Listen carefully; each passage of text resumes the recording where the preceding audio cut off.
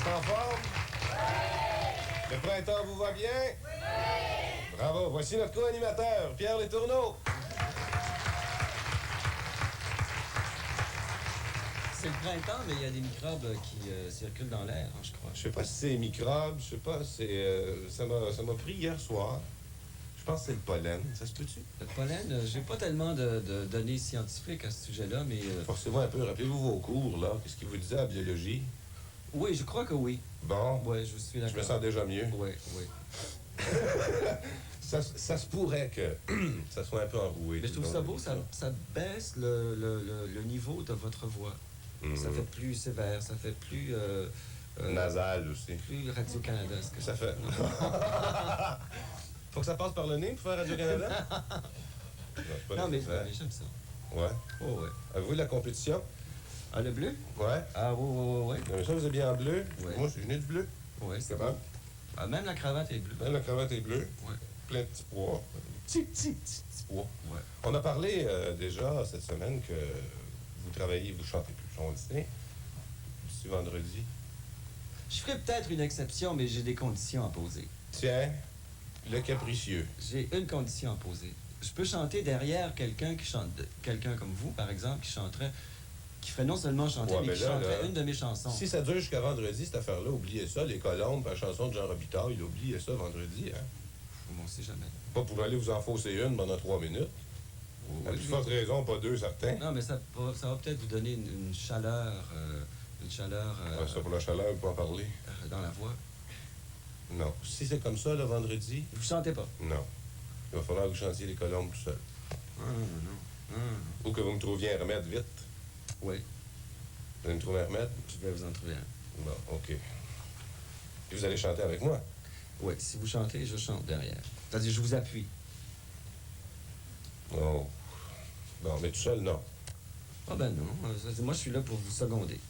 Je ne suis que votre balayeur pendant toute la semaine. Pierre, avez-vous des tics, mon balayeur? Avez-vous des tics? Avez-vous des habitudes? Oui, j'en ai plusieurs, comme par exemple... je sais pas si ça se dit à la télévision. J'en connais un qui se dit... Je sais pas, les gens l'ont peut-être remarqué. J'ai un tic. Moi, là... Moi, là... J'ai un tic, mais c'est pas un tic très propre, mais je vais le dire pareil. Attention, là! Non. Je m'arrache un cheveu. Ouais. Je le ferai pas à la télévision, parce que c'est vraiment disgracieux.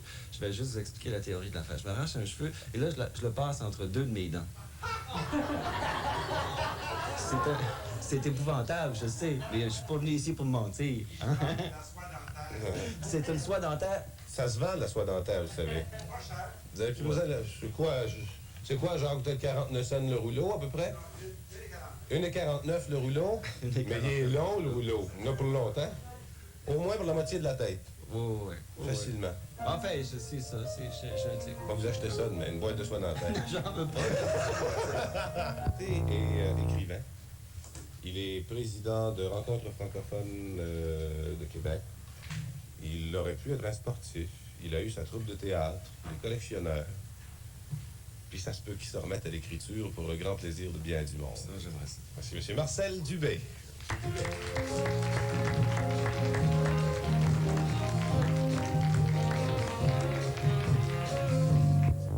Vous rappelez-vous de ce qu'on disait de vous, Christine, en 1961? Non. Est-ce que ça vous intéresserait de savoir ce qu'on disait de vous en 1961? Assez. Je sais pas. On va chercher mon papier. Ah non. Je connais ça, moi. Ça, là, c'est toi. Non, c'est pas moi. Non, c'est pas Pierre. Parce qu'on est là-dessus. Je le redécouvre en même temps. Mais dites-le pas! Où tu prends ça? Oh, ça. Ah non, mon Dieu. Et c'est signé Jacques Dagenet. Je t'occupe, Ah, je connais pas Jacques Dagenet. Christine Charbonneau, 18 ans, elle joue de la guitare depuis 5 ans et compose depuis environ 4 ans et demi. Le public, elle le connaît depuis 3 ans. Elle a chanté plus particulièrement Manoir Notre-Dame-de-Grâce avec Hervé Brousseau, dans certains collèges, et puis évidemment à la butte, souvent de fois. Bon, après son cours secondaire, Christine passe à l'atelier des cours d'art dramatique de Mme Lucidienne Blanc. Ouais. Ça a duré combien de temps? Peut-être 2 ans. Non, mais pas poli de lui regarder par-dessus l'épaule. Ouais. 2 ans, peut-être? 2 ans. Bon. Pour Christine, la chanson est un excellent médium pour atteindre les gens de toutes classes. Une musique à la mélodie, au rythme attachant, peut atteindre, etc., etc. Elle est actuellement aux arts appliqués, où elle étudie la décoration intérieure, le décor, le théâtre et la céramique. Cependant, pour la chanson, elle laisserait tomber tout ça. Ouais. Ce que vous avez fait. Ouais, ils m'ont mis à la porte, je dois dire. Ah ouais? Ouais. Christine Charbonneau a pour la carrière de chansonnier un grand atout, sa voix. C'est une voix que je n'avais jamais jusqu'ici entendue nulle part. Oh. Voix très belle et très fluide qui ne manquera pas de vous étonner, surtout de vous captiver. En novembre 61, Qu'est-ce qu'il fait, ce journaliste-là? Je J'espère sais qu'il pas, fait carrière ça, avec oui, Je pense qu'il y a une photo de Christine, mais je pense pas que la caméra peut venir la prendre. Puis il y a aussi une photo de Pierre Letourneau.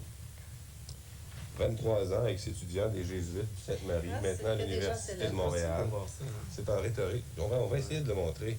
En deuxième rhétorique, ça. Ah, ben oui, ça sort assez C'est bien. là, puis moi, à côté. Ça sort assez bien. Christine avec les cheveux. Ouais. 61. Les années passent. Les années passent. Les années Ça passent. passe bien. Pierre, ils disent de Pierre... Éternelle Letourneau. adolescente, déjà, j'imagine. Ouais. Non.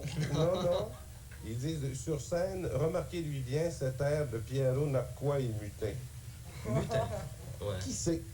C'est peut-être avec ça que Pierre fait passer toute sa poésie et sa fantaisie. Et deviendra millionnaire par la suite. Ils disent pas, non? Il ne savait pas que ça allait se réaliser si vite. Il vous donnait juste quelques années de plus. Ah, il y a Stéphane Val aussi. Ah oui, Il y a Stéphane Vall. Ça, je vais vous dire où je l'ai pris pour le vrai. C'est Daniel Guérard Ouais. qui, avec ce papier-là en main,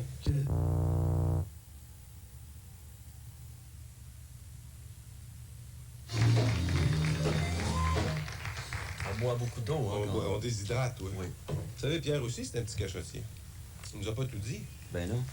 Il travaille actuellement sur un projet de film. Ah, ça, je trouve ça extraordinaire. Je peux vous expliquer? Oh, ben, Ben, tout de suite. Non, pas nécessairement. Parce qu'on a un invité avec qui on Ben va oui. pouvoir en parler. Oui, oui. C'est celui qui a écrit les scénarios de Un homme et une femme, Vivre pour vivre et plusieurs autres L'aventure, c'est films. l'aventure. L'aventure, c'est La l'aventure. bonne année. La bonne année. Oh, Et c'est un monsieur avec qui vous travaillez actuellement. Oui. J'espère que je ne me tromperai pas en prononçant son nom. Parce que les recherchistes se sont trompés. Moi, je me suis trompé. Prononcez-les donc. Pierre Huiterovan. Pierre Huiterovan. Bon, je Je pense que je l'ai. Pierre.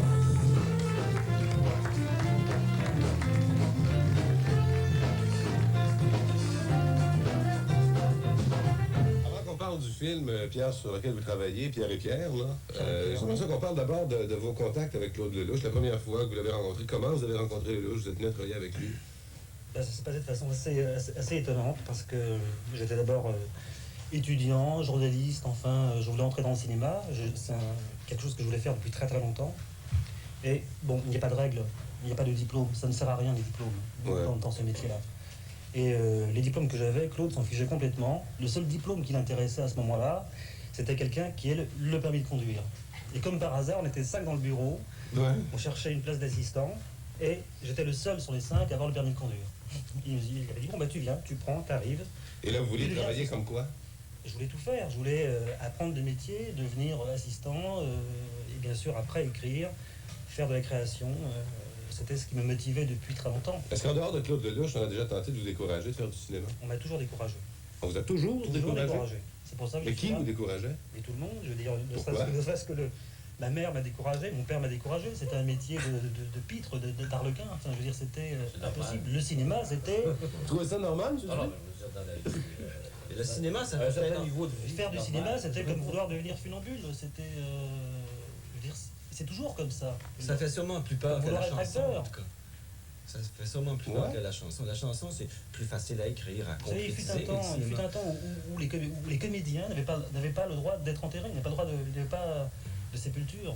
C'était des Mais là, parias. vous remontez à plusieurs années. Aujourd'hui, on les enterre vivants. Oui. J'aimerais, Pierre, que tu nous racontes ta rencontre avec Jean-Pierre Alamy, là, qui va réaliser le film dont tu écris le scénario. Jean-Pierre Lamy, le coureur automobile? Jean-Pierre Alamy, le coureur automobile, oui, en fait, je suis là pour lui, finalement. Beaucoup plus que pour moi. Ouais. Moi, je crois que, bon... lui, c'est assez extraordinaire aussi. Finalement, il y a un lien. Il y a un lien direct avec Lelouch, en ce sens que là aussi, il y a une question de voiture et de permis de conduire. Je vais vous dire. C'est étonnant. Oui, là, j'ai de la misère à vous suivre. C'est assez curieux. C'est très curieux, parce que la première fois que j'ai vu Jean-Pierre, c'était il y a 8 ans. Oui, 8 ans. En France. Il vient en France, il voulait faire un film, déjà. Il me dit, voilà, Pelouche, Trintignant, Mitterrand, moi je veux les meilleurs, hein, pas de problème. Mais je n'ai pas d'argent. Je ne peux pas te payer. Tout ce que j'ai, c'est ma voiture. Une Corvette. Une Corvette C'était une Corvette. extraordinaire, noire, avec des flammes rouges sur les ailes. Il a un casque dedans, également noir avec des flammes. Il dit, je ne peux pas te payer, mais par contre, je t'offre cette voiture. Avec des pneus larges comme ça, enfin plus larges que la voiture. Enfin. Un monstre. Et en échange de cette voiture, tu me fais un synopsis de 20 pages. Je dis, écoute, viens chez moi, on va en parler tranquillement.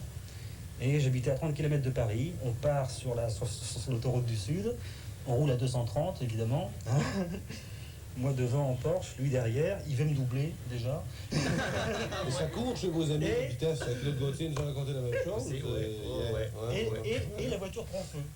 La voiture prend feu. Les flammes qui étaient dessinées sur la voiture deviennent vraies. La voiture, bon, chargée d'essence, le moteur chauffé à fond. La voiture prend feu. Il dit, bah, écoute, ce sera pour la prochaine fois. Et là-dessus, il s'en va en disant, je reviendrai. 5 ans plus tard, il revient. Il me dit, je vais toujours travailler avec toi, je veux toujours que tu écrives pour moi, mais je n'ai toujours pas d'argent. Par contre, je peux en trouver demain. Là, il m'explique qu'il a trouvé une martingale infaillible, une combinaison, pareille au casino, à la roulette. D'ailleurs, le ton est très impliqué, parce qu'il a demandé de l'argent à tout le monde, à tous ses amis. Il arrive en France avec quelques milliers de dollars. Ouais. Il a joué. Et je me dis, je vais jouer au casino de Monte-Carlo demain, je retiens ta suite à l'hôtel Royal, pas de problème, tu fais tes valises, hein, et on repart au Canada. Est-ce qu'il a gagné? 2 jours après, il me dit, j'ai tout perdu. Moi, mais t'inquiète pas, je vais revenir. Je vais revenir.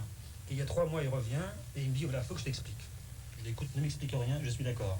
Je pars au Canada, tu me payes simplement l'avion, 1 semaine d'ici.